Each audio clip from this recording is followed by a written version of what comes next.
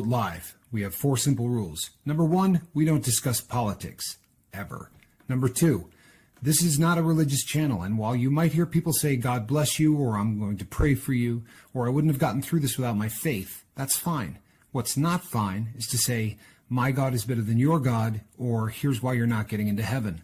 It's not going to fly. Number 3, we believe wholeheartedly if you can't control your tongue, then you can't control your life. So while on board, there's not going to be any cursing in the live chat, period. And number 4, there is no room for mean people on the lifeboat. Because we discuss very sensitive things from people's past in our group setting, we got to protect those people.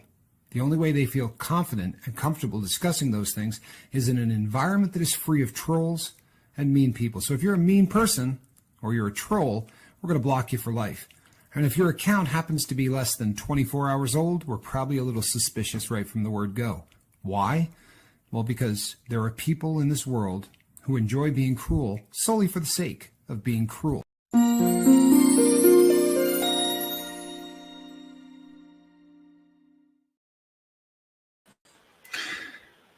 Hey, good evening, everybody. I'm Tommy Scoville. You're on the Lifeboat, and I'm hoping that I'm doing okay. Can I see some fives out there? That be possible? I see some fives. That would be good. Because while I was playing all of the bumper stuff and before I went live, it was locking up pretty bad. All right, good. Full of hope. Good to see you. It's good to see all of you. It really is. ZW. Hello, V. Brandon. The Noise Opera. 7th Son. Cindy Pardee. Good to see you, Cindy. Charlie Murphy. Cemetery 76. Back on deck. Horton. Good to see you, Horton. And M. Hunt. Yes, it's good to see you too, my brother. Okay, people. Hey, Conky Donged. And Monk. Good to see you, Monk. All right, peeps. So I was outside today. I was cleaning up my yard for like the 500th time, right? I keep trying to get everything set up so that I'm trying to sell this house. So I'm cleaning all the leaves and all of the stuff off the lawn, but every time the snow comes, it's like brings a whole new load of crap basically onto my beautiful artificial lawn. And I was out there again today. My plan was to be out there for a very short period of time. It didn't work out that way. So once again, I torched my head, and I really got to. And I realized people are going to say, dude, you already did that once. You were not smart enough to put a hat on the second time. Actually, this is the third time. And yes, I was. I have issues remembering things. Like seriously, that's an issue in my life right now. Is remembering things, recent things. I do really well with things from way back when. So yeah, right. Quit it. Good idea. That would be a really good idea. I'm going to probably put a note up or something on the door.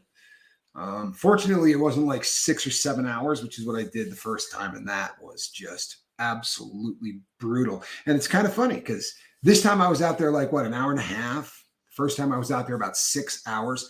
And the second time I think I was out there about 2 hours. You know what that all has in common? If I tell you a story of any kind, I can put a timestamp on anything that I do, and you'll instantly know how long I was out. It'll give you perspective. You're like, damn, 6 hours in the sun? That can get you. Time is a fascinating thing, and it's a fascinating thing for everybody.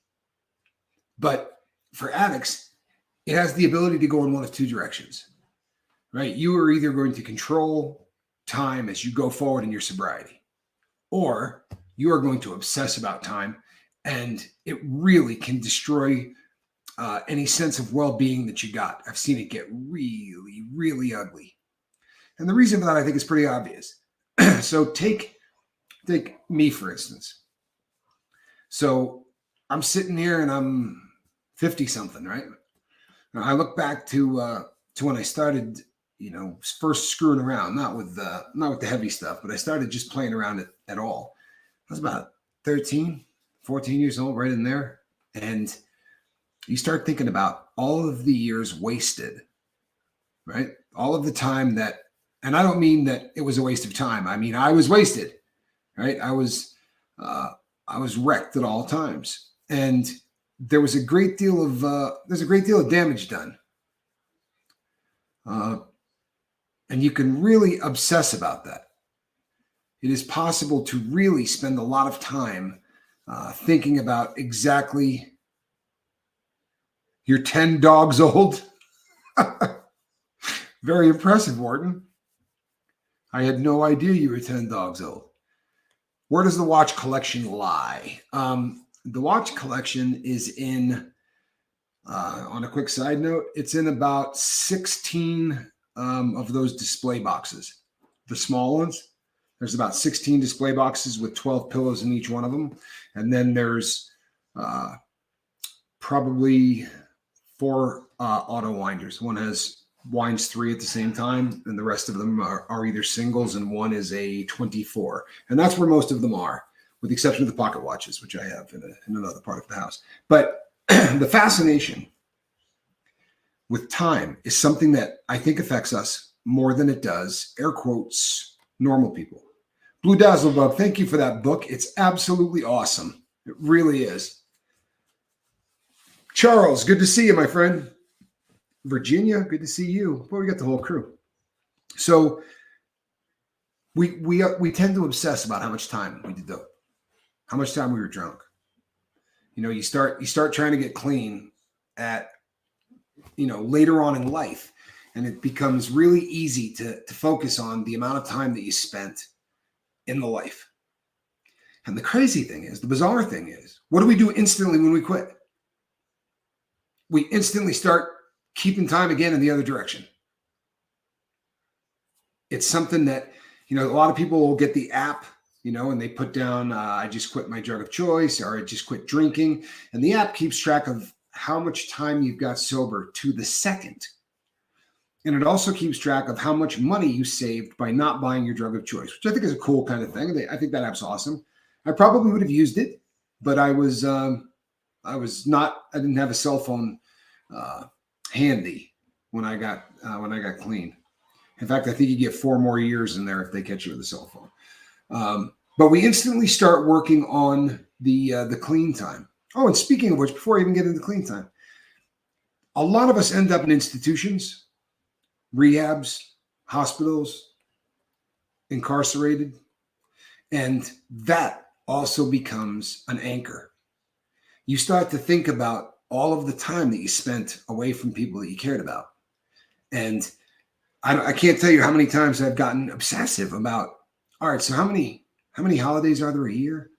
Well, let's see. The federal government, I think, has it at 12, right? So if you multiply 10 times 12, it's 120 holidays right there. And then there's birthdays, right? So I got 4 people in my family plus mine, right? So that's 50 more birthdays. And then you got my kids. It's just scary. And if you start to obsess about that, it really can start to damage the new you. And the new you is supposed to be built on serenity. We're supposed to be built on the fact that we're getting along with ourselves, that we are able to cope and move on, cope with the things that we've done in the past and move on. And sadly, time very often in recovery becomes a report card. And it's human nature. It really is, because we're proud. And you have every right to be proud of whatever your sobriety date is. You have every right to be proud. If you got 5 years in or something, God bless you. If you got 5 days in, yeah, we're so happy for you. And we do need those little time things. Here's where I have a problem with it.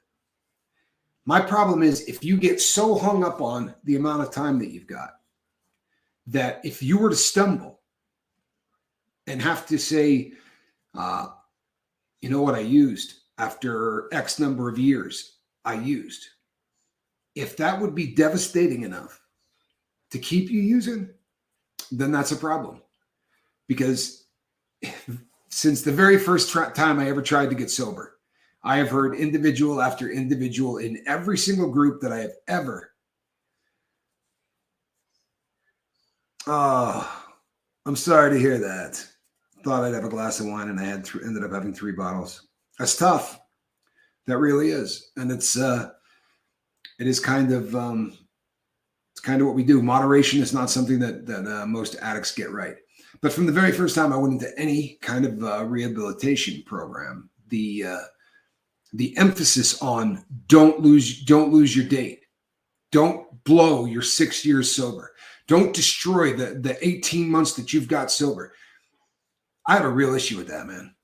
If in 18 months you drank once, you're supposed to concentrate on the one day that you drank and forget all of the days that you spent sober. I think that's a really bad idea. I think it's a really, really bad idea. And if you talk to people in the rehab community, they'll say, well, if you don't do it that way, then what happens is they may do that 25 times. They may, get 2 years of sobriety under their belt, and then go and tie one on. And yeah. I mean, if that's the way that person ends up living their life, instead of drinking a fifth of bourbon a day, who's getting hurt? Where is the issue? So again, I think it's a really fine line, and everything in sobriety is a fine line. How often do we say it's a really fine line between this and that? It's a really, really fine line. But if you don't start, as long as you don't start obsessing about this, one of the reasons that we thought the Lifeboat would be a really cool idea from Jump Street was because if you're not in a 12-step program and you're not going to some kind of sobriety meetings on a regular basis, then it's tough to celebrate your landmarks, right? The amount of time that you've been sober. I've talked to so many people that say, you know what? I was so excited because I hit 3 years. I was so excited. And I told my family and friends that it was the 3-year mark. And they were devastating because they don't get it. They'll go, oh, it's great. 3 years is good. I mean, they don't get it. They don't realize what it takes to get to 3 years if you have been somebody that really has a disorder, right? If you've got the disease, getting to 3 years is epic. And people should be stomping their foot and lighting the match and yelling, right? And that was one of the things from the very beginning. I am 8 days from 4 years. Johnny Scoville. Love it. Love it. That's awesome. I remember that day. I remember that phone call. I really do. It's, and I think it's important that there's a place that we can come and own our past, and celebrate our victories. We've been saying that now since the day we opened this puppy. And it's just as important on both sides. I watched a couple of sobriety videos last night from some other people in the sobriety community. And I watched one that was absolutely horrific.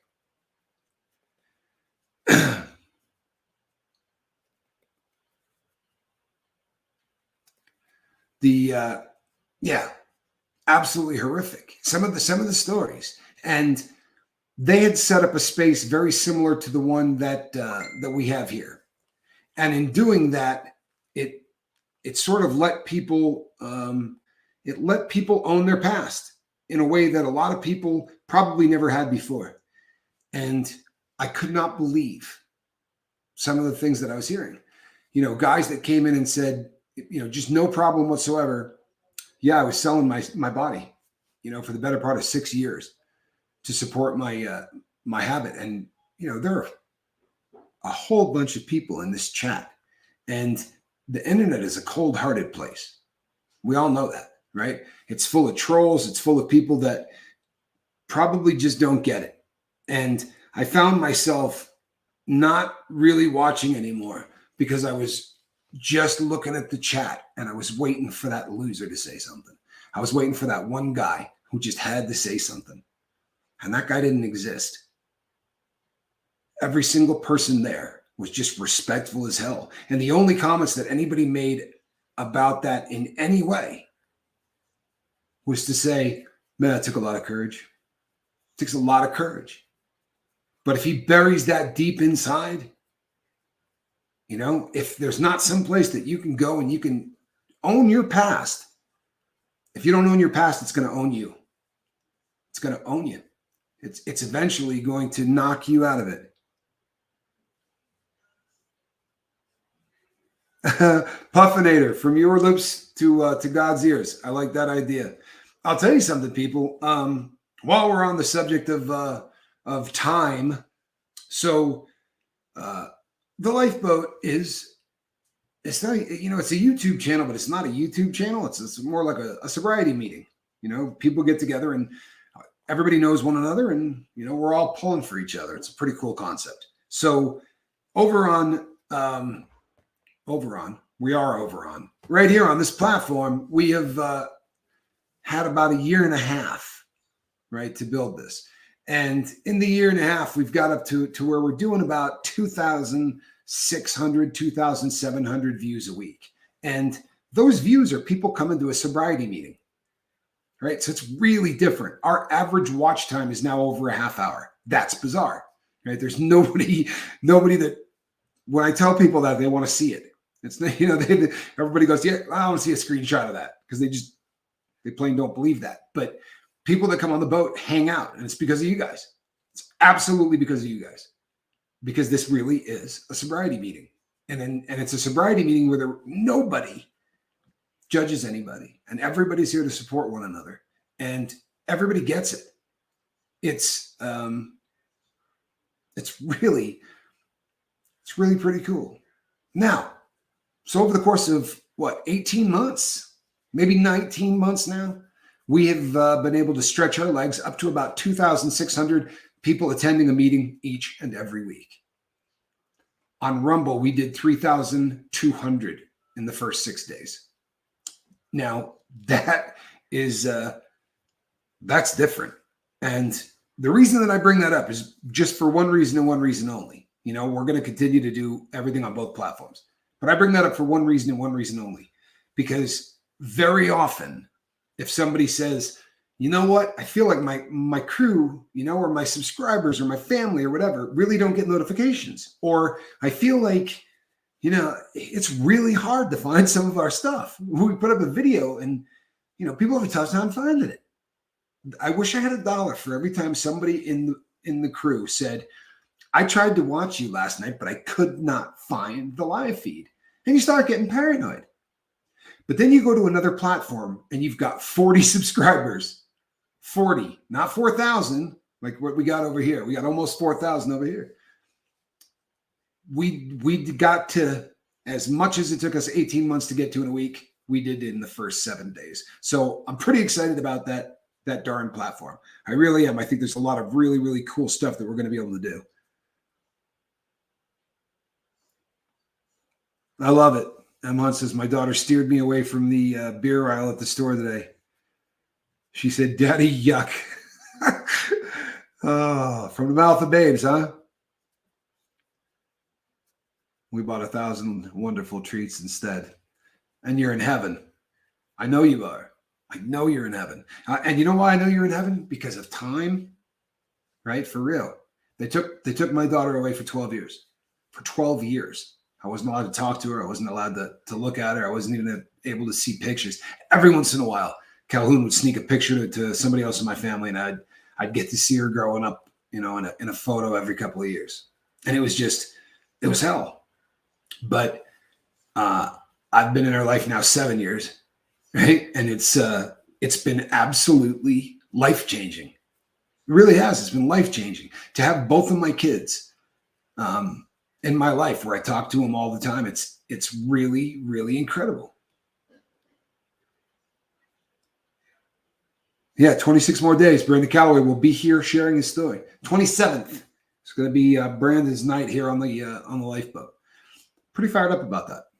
Pretty really looking forward to everybody hearing his story. So we've touched on the fact that when you're getting high every day, you're going to, at some point in your life, look back on that as time that you could have done other stuff. and you will count them. You will count the weeks, the years. It will be something that leaves a mark. And when you quit, that mark is enough sometimes to short circuit people. It makes them feel like there's too much gone. Why even bother? The efforts, right?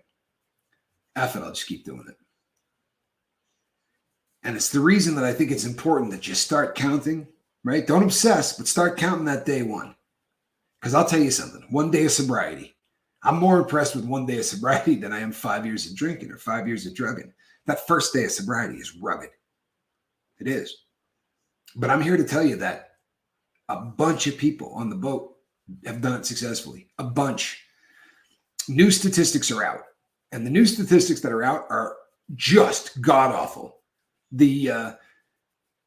What they're saying is the rate of people that actually get off of opiates, right? You don't even want to hear it. You really don't. And I'm starting to think that, these stats are skewed, right? Because what are you talking about? If you put up, that's everybody that's out there in the life doing it. What about the people that step up and say, I don't want to do this anymore? That's the people that you need to have a statistic on. You can't take a statistic on all of the people who answer on your test that, yes, I get high. Because that's just the people who step up to the plate. The people that enter a group or enter a treatment center or say to their loved ones, you know what, I don't want to do this anymore. I don't want to do this anymore. The people that step up that first day, that realization that this is it, man. I'm not doing this again. I swear to you. Like this is, and for some people, it's the rock bottom. You hear some great stories where, that they're just horrifying. A guy doesn't have any clothing. He traded it for, he's literally, wandering around town with nothing on. I mean, I heard that story last night. It was just awful. Heather Joy, thank you so much. And you know what? It's great to see Heather here. It's good to have you back on the boat, Heather. Really, it is. We were all pretty worried about you. True story. It's so easy to get hyper-focused on the whole time scenario. And the crazy thing is we're not even done now, right? So let's say that you get through that first day, because it's a tough one. And let's say you get through the first week or the first month, and you start to get a little hope. Now you start to believe wholeheartedly that you can do this. You come to the realization that, you know what? I can do this. I actually can live the rest of my life without that crap. What you're going to find is a couple of things. You're going to find that over time, you're going to get from sobriety what you tried to get from drugs for the entire time you were on them. That may sound really silly, especially if you're new in sobriety. But once you figure out why you were using drugs, once you go through that entire process, you're going to find that inside this newfound sobriety, you're comfortable in your own skin. 100% of the time? No, we're never going to be 100% of the time comfortable in our own skin. It just doesn't work that way. But if you're north of 85, you're hitting it out of the park, right? You're doing really, really well. And you know what to do during the 15. So for all intents and purposes, sobriety has done for you what drugs used to. Without all of the drawbacks, you absolutely can get drugs to make you feel comfortable in your own skin. Nobody argues that point. They're fantastic at that. They really are. The problem is you've got to trade your soul. And if it's not your soul, depending on your substance of choice, literally, the stories of people like when crack first came out, and there were people who were freebase when people were first basing this stuff, and guys would smoke a $400,000 house in like 80 days, not leave the house and just sit there and keep packing it, and then go get a mortgage, go get a second mortgage. The downward spirals for some people, and of course we keep track of them by time. Now you get yourself into some kind of semblance of normalcy. And what's the first thing you better do? Well, you better go get a job, right? You're going to need a job at some point. ZW, thank you so much. Appreciate you. You're going to need a job at some point. And what is that going to mean to you? Well, it's going to mean 40 hours a week. 40 hours a week that you are now going to dedicate to something that's going to pay you. The good thing is it's 40 hours a week that you are engaged. Probably people around you. You're going to be connected to whatever vocation you happen to get, right? And the opposite of addiction is connection. It's great to get a job. It's healthy as hell. And they're going to decide how much they pay you. And what's astounding is that they're going to figure out how much they pay you by the hour. You give me an hour, I'll give you $15. Or you give me an hour of work and I'll give you $20. And, I talked to somebody the other day who said, I really don't get paid by the hour. Of course you do. He said, no, I'm on salary. Okay. Then take the number of hours you work in a year and divide it by your salary. And it's going to tell you what you're getting paid by the hour. And it's perspective, and we all, I think, end up doing it, especially because sometimes on salary, you may end up working more hours than you should. They like to get the salaried workers and, get some work out of them, because the other guys, they're going to have to pay them time and a half or with double time or whatever the case may be. But everything, it's just going to keep coming back to time. And we're awful at time, awful at it. While we're never on time, right?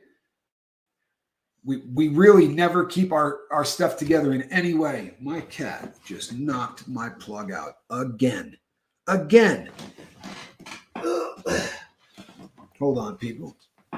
This is gonna be professional as hell. Hold on one second.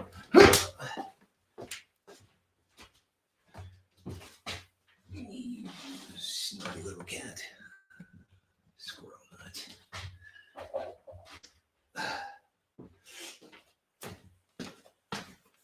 Oh, and the mountains turn green. All right. And if you're going to get any kind of a routine that's going to be easier, right? We want sobriety to be the path of least resistance. It's going to hurt. It's going to hurt, and there's going to be growth that comes out of that hurt. But we don't want it to be excruciating every single day of the rest of your life. So we talk about the bag of tricks, the things that you're going to do to maintain that sobriety and to get through the tough times. And we talk about them all the time on the boat. If you're brand new, you're going to hear them a lot. And if you didn't hear one, go back and watch 2 more videos and you'll hear all of them. I promise you. You will hear all of them. The more of a routine that you can get, right? The more you program that you're doing the same thing every day. The more you program, the better a chance you have of staying sober. And the people that have been in this for any length of time will never argue that point. The people that have a plan for what they're going to do during the day. So, well, you got a 40-hour-a-week job, right? So that means 8 hours a day you're going to spend at work. So we figure out what we're going to do with the rest of those hours, because the rest of those hours are when it's time to start getting scary. When we're focused on something, most people do great. But that first paycheck comes and you've been getting $15, for every hour, and you got 40 of those hours, and you just get this big check, and you're leaving work and you've got all of that money. This is when, you have to have a plan. That, honestly, plan for your sobriety more than a fishing trip, right? So if you don't think to yourself, at some point, I'm going to get my first paycheck. Like, if that first paycheck is a shot when they hand it to you and you think, I could buy drugs with this, you should probably run through that one before you even get hired. Think about what's going to happen. Think about the fact that the money's going to get there. One of the greatest things you can do in sobriety is run the scenario through in your head before you actually get there. Tommy, I went to a party the other day. Everybody there was getting wasted, man. I'm telling you, it almost destroyed me. Did you think you were going to the church cook-off or what? And you ended up at a party where everybody was doing tons of dope. You didn't really have any idea that this was going to be that kind of party. I don't care what kind of party I'm going to. I have a ripcord. I got a way out of that party, right? I'll have Johnny call me 10 minutes into the party so that I could pick up the phone and go, what? Yeah, hold on. Get out of there. Seriously. Or if I don't have somebody that can make a phone call, I will say to the people in the house, you know what? I'm approaching my 8th year of sobriety, and I'm not mad at any of you for what you're doing, man. I bet you can do it. I bet you guys do this, and then you stop doing this. I just didn't have that ability at all. You see, I was really, really in bad shape. So I'm going to leave now. Walk out the front door. No hard feelings, no hard feelings, but I'm gone. I plan for the things that are going to happen to me before they happen to me. And then you're going to get the 5%ers that you just did not see coming.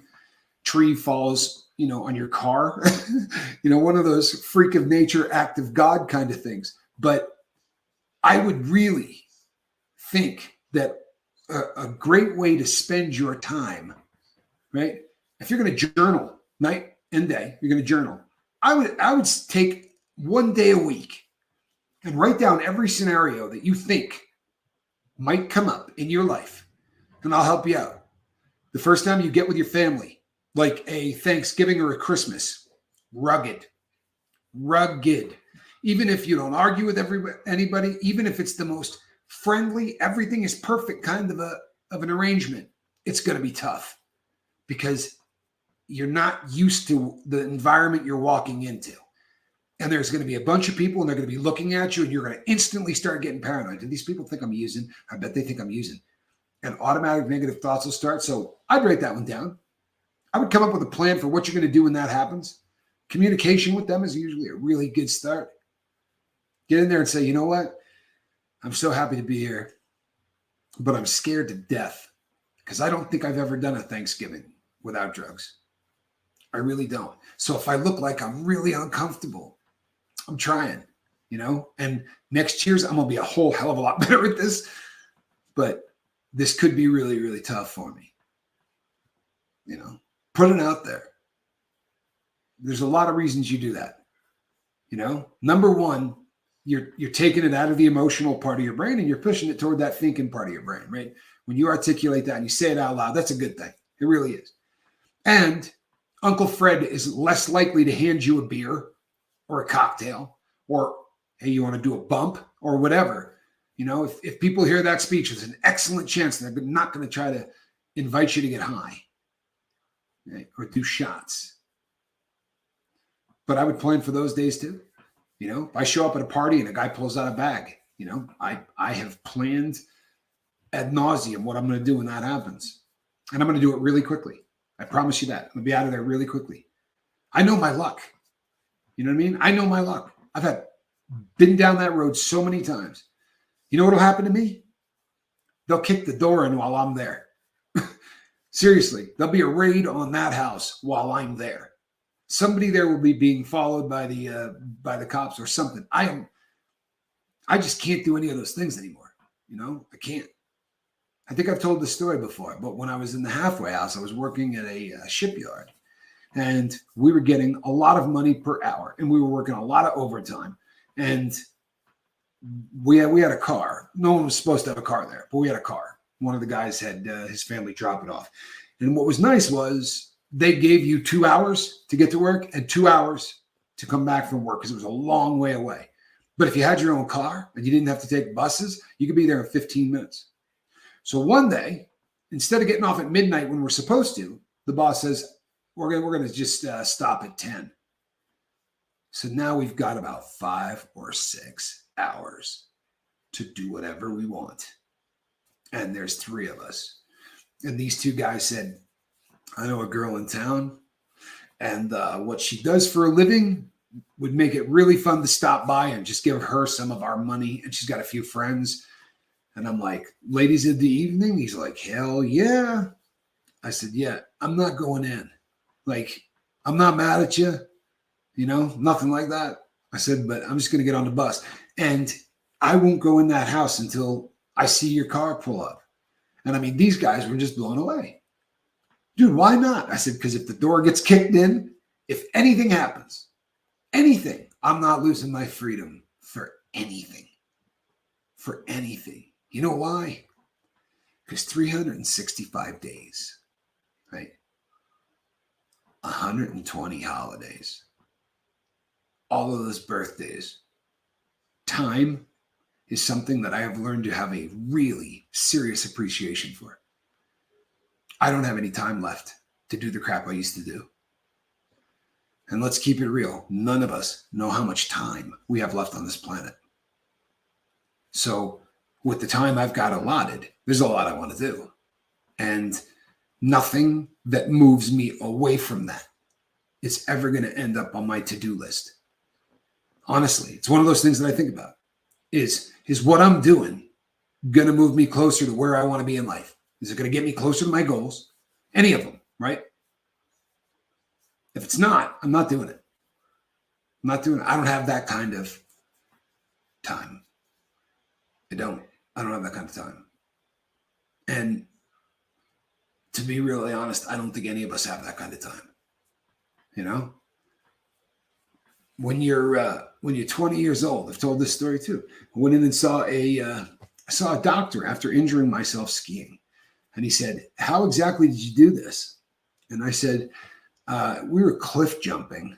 I said, I was trying to clear the second part of the cliff. Hello, my son. I was trying to clear, they look like stair steps, and I was trying to clear two of them, but I didn't make it. So I ended up coming down on a very flat surface, and it just, I kind of compressed myself, and in the process, really did some damage. And the guy said to me, "When you're in your 40s, you're not going to be able to walk. The rate you're doing this."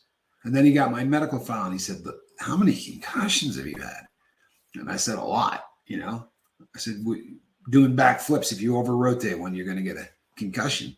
And if you under rotate one, you're probably going to get a concussion, because either way, it's going to throw you either to the front of your head or the back of your head." And that's just kind of the nature of how that works. But when a doctor says to you, "You're not going to be able to do this in your 40s," when you're 20 years old, that guy's talking about doubling the amount of time you've been on this planet. That doesn't seem possible, right? It just does not seem possible. It's amazing how time changes as you get older. You see a kid born and you go, "Oh, look at him. How old is he now?" 6 weeks. Oh, it's awesome. The next time you see him, he's driving. It's like things move so fast. It's just the closer you get to the finish line, it seems that time speeds up. It doesn't slow down. So, do you have time to waste? Seriously, is what you're doing moving you closer to who you want to be? Or is it moving you farther away? Is what you're doing a good use of time? Or is it a waste of time? That's the question. And if you live by the axiom, "I do not intend to waste any more time in my life," the rest of the time you're on this globe will be productive. Productive usually equals happy in a lot of ways, because you will learn to respect time, and you will make time for family, for friends, for the things that are important. It's a famous quote: "You show me what somebody spends their time on, right? I'll show you what they care about." If you spend 8 hours a day drinking, it doesn't take a rocket scientist to know exactly what you want and what you're getting. The pursuit of drugs used to take me 16 hours a day. Then I would pass out, and I would have to do enough to pass out, because by that time of the day, I'm probably getting to the point where if I don't pass out, right, I'm going to end up starting to get into the danger zone. So I would walk in and fall down in the clothes that I was wearing, right? Get up in the clothes that I was wearing, pull on shoes and go out the door to start it all over again, with the promise every time that this is the last day I do this. This is the last day I do this. I'm not going to do this tomorrow. Believe in it. Not lip service. You believe that every time you said it. "I'm not doing this tomorrow. It's going to be different. I swear to you, when the sun comes up tomorrow, I'm not doing this. I'm not doing this." And you even tell yourself that when the sun comes up. "I'm not doing it. I'm going to quit. I'm going to go through the hell, whatever it takes. I'm going to get sick, and it's going to..." And then about 36 to 40 hours into it, and I'm going, "I can't do this." It's terrifying. It is. That 40 hours of laying there when you're detoxing, that's a pretty rugged 40 hours. It's one that, fortunately, I have never, ever forgotten. that time in my life is etched into the back of my brain. And the last time I did it, right? If you tell a story, it starts with what? So this one time, right? Everything is just going to keep coming back to it. Learn to respect it. Learn to control it. Learn to budget it. Take control of the time that you have, and good things will happen. I have met really productive people in my life. I've met really rich people in my life. And they all have stuff in common across the board. All of them write down lists of things they want to do. All of them. And I didn't know one of them that didn't journal. True story. And they didn't waste time. None of it. You know, the ultra rich, truthfully, they're not flying in jets. They're, and renting a private jet because they want to show off or be comfortable. It becomes about time. If you got that much money, you're not. First class on any airline is comfortable as hell. Like, you don't need a seat bigger than that. They don't want to wait in line. They don't want to deal with the TSA. They don't want to, all that wasted time. Because if money is something you no longer ever have to worry about, the only thing you're going to worry about is time. For real. If money is out of the equation, you never have to worry about that. Neither do your kids. The finish line starts moving towards you really, really quickly. Really quickly. And changes who you are, to be sure. I've watched that show too. Alrighty, people. The older you get, the longer it takes and the much harder. Oh, no question. You're talking about kicking. Oh, yeah. In your 20s, man, it's a really horrible flu, and you might throw up a couple of times. You know, when you're in your 20s, man, kicking is just not that big a deal. In your 30s, it gets a little tougher. And by the time you get into your 40s, man, you're going through it. And you know what? I've never had the kick in my 50s. I ended that show my last time, 46. That was my last time. Never happening again. Never happening again. Yeah.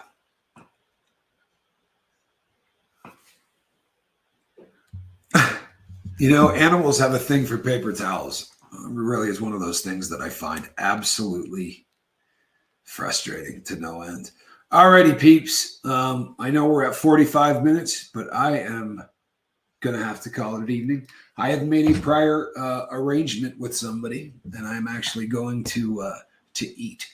But it is funny.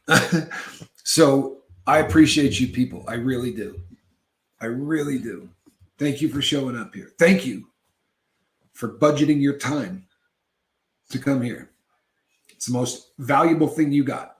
And the fact that you're willing to spend your time here, not just trying to help yourself, but help other people, man, I really, really see incredible things. All right. Much love, crew. See you all on deck tomorrow. I'm looking forward to it, M. Hunt. I'm looking forward to it. God bless everybody. You know what? Full of hope. I am blessed. And that number you were keeping, maybe a 4. I'm Captain Tommy Scoville. And that right there, wrong way. Look at that little cute foot. That is a cat in a basket. I'm sorry, kitty. Good night, everybody. I love you.